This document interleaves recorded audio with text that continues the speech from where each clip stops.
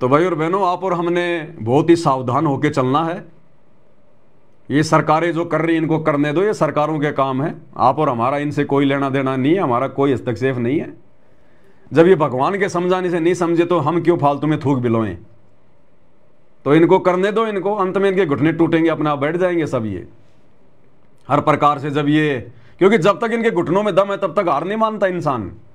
जब तक अगर जरा सा भी अगर घुटनों में पानी शेष है, इंसान हार नहीं मानता। जब ढंग से टूट लेंगे ना, तब ये जमीन पे गिरेंगे, तब इनको भगवान याद आएगा, परमात्मा याद आएगा इनको। तो ये होना भी जरूरी है और ये होके भी रहेगा। और आप और हम सभी सत्सेवक भाई बहनों ने ऐसे समय में बिल्कुल दृढ़ रहना है। सरकार की केवल हमने वही एडवाइजरी फॉलो करनी है जो एडवाइजरी हमारी भक्ति मर्यादाओं में बाधक ना हो। ध्यान रखना इस बात का। सरकार की हमने केवल उन्हीं बातों को फॉलो करना है जो बातें हमारी गुरुजी की मर्यादाओं में बाधक ना हो। सरकार कह रही है भैया लाइटें बंद कर दो, तो लाइटें बंद कर दो, कोई दिक्कत नहीं, हमें कोई प्रॉब्लम नहीं है। जब ये लोग अपना ब्लैकआउट करते हैं, लाइटें वाइटें बंद करवाते हैं, लाइटें बंद कर दो, कोई दिक्कत नहीं।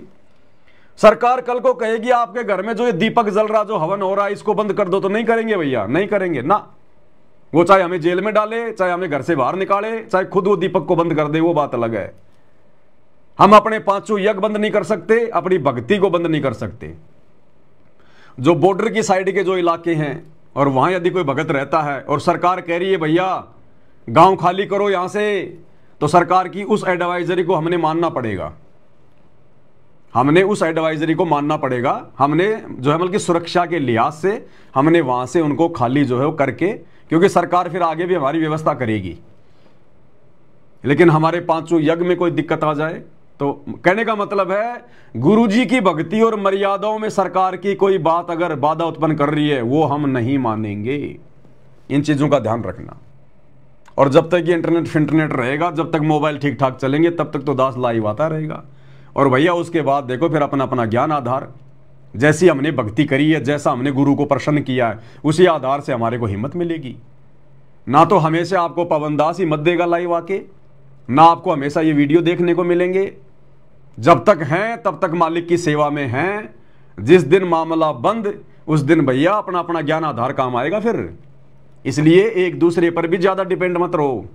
अपनी छोटी मोटी शंकाओं के समाधान गुरुदेव को जो है प्रार्थना करके और ज्ञान को आधार बना के निकालना सीखो। आने वाले समय में खुद ही परिस्थितियों को फेस करना पड़ेगा। ना कोई पवनदास तुम्हारे पास आएगा, ना तुम मेरे पास आओगे।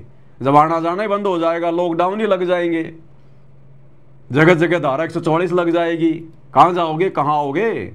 सरकार का काम है 1 मिनट में इंटरनेट बंद कर देगी, फिर क्या कर लोगे तुम। ये तो सरकार के हाथ में है ना, 1 मिनट में बंद कर दे इंटरनेट, जहां करना है, जिस भी मुल्क राज्य का करना है। तो ना तो ये पवनदास हमेशा आपकी मदद करेगा, ना कोई भगत भाई करेगा। मदद करेगा परमात्मा, और परमात्मा की मदद लेनी है तो ज्ञान को आधार बनाओ और संघर्ष करो भैया। और विश्वास अपना दृढ़ रखो मालिक पे, तभी हमारी जीत होगी, नहीं तो नहीं हो पाएगी। ये परिस्थितियां जो पैदा हो रही है ना, ये आप और हमारी परीक्षा के लिए, ये भी ध्यान रख लेना। आप और हमारी परीक्षा इन्हीं परिस्थितियों में होगी। तो भैया चाहे भूखे मरें तो मरें, नो टेंशन, कोई प्रॉब्लम नहीं। भगवान ऐसा होने नहीं देगा। अगर आपने भगवान को भगवान मान लिया और मर्यादा में रह के भक्ति कर रहे हैं, तो आप पे ऐसी कोई दिक्कत ही नहीं आने देगा परमात्मा। क्योंकि विशेष परिस्थितियों में दुनिया वाले दुखी होते हैं जो भक्तिहीन प्राणी होते हैं। परमात्मा के बच्चे दुखी नहीं होते। परमात्मा अपने बच्चों के लिए कहीं से भी व्यवस्था करवाएगा।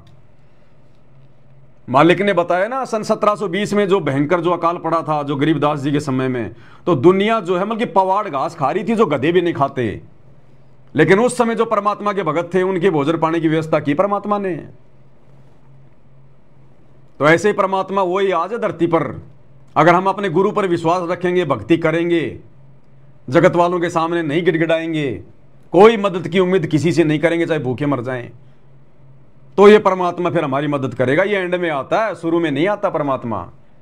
भगत प्रहलाद के साथ में कितनी नाइंसाफी हुई, 84 प्रकार की यातना दी गई। क्या परमात्मा बीच में आया था क्या? क्या पहले आ गया? साथ था गुप्त रूप में, लेकिन परमात्मा बिल्कुल एंड में आया, लास्ट में। जब देख लिया कि भगत अब तोड़ने से नहीं टूटने वाला, तब परमात्मा लास्ट में खंबे से प्रकट हुआ। वो भी उसके विश्वास को देखकर। जब उसके बाप ने कहा कि सामने जो खंबा है, क्या इसमें तेरा भगवान है? बोला हाँ, इसमें मेरा भगवान है। मेरा भगवान तो हर चीज में है। तो बोला देखता हूं तेरा भगवान खंबे में है कि नहीं। जैसे खंबे के मारी, तो खंबे में कौन सा भगवान होता है, लेकिन भगत प्रहलाद के विश्वास को बनाए रखने के लिए, क्योंकि उसको विश्वास था कि मेरा भगवान तो सृष्टि के कण कण में है।